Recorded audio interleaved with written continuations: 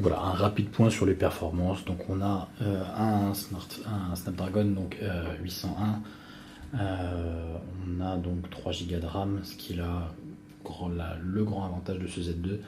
Le S5 propose 2 Go de RAM, le HTC M8 propose 2 Go de RAM, le LG G3 qui va sortir dans quelques jours propose 2 Go de RAM. Il propose 3 Go de RAM uniquement dans la version 32 Go qui est 100 € plus cher et qui en plus ne sera pas disponible partout dans un premier temps et normalement presque pas du tout en France, hormis chez certains peut-être distributeurs ou autres. Donc voilà, il y a 3 Go de RAM, donc c'est important quand même la RAM, on parle tout le temps de processeur ou autre, c'est important la RAM sur un smartphone.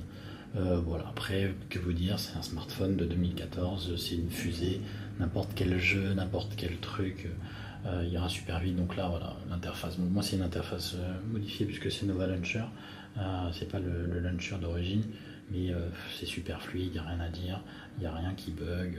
Vous pouvez y aller toute la journée à lancer 50 000 applications en même temps, il n'y a vraiment aucun souci de ce côté-là. J'ai fait quelques petits tests sur Epic Citadel ou Antutu, comme vous allez pouvoir le voir sur l'article. J'y crois plus trop à ces applications, tellement ça donne souvent un peu de la merde. Ça me donne des scores donc inférieurs à un HTC M8, alors que selon Antutu, alors qu'au final le HTC M8, quand je fais les tests de mon côté, ça me donne pas du tout le même résultat que dans le tableau là-dedans.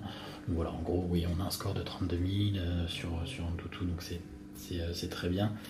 Mais bon, c'est pas ce qui compte surtout, c'est la fluidité au quotidien. Là-dessus, vraiment, rien à signaler, c'est une fusée, comme n'importe quel smartphone premium qui coûte 600 ou 700 € en 2014.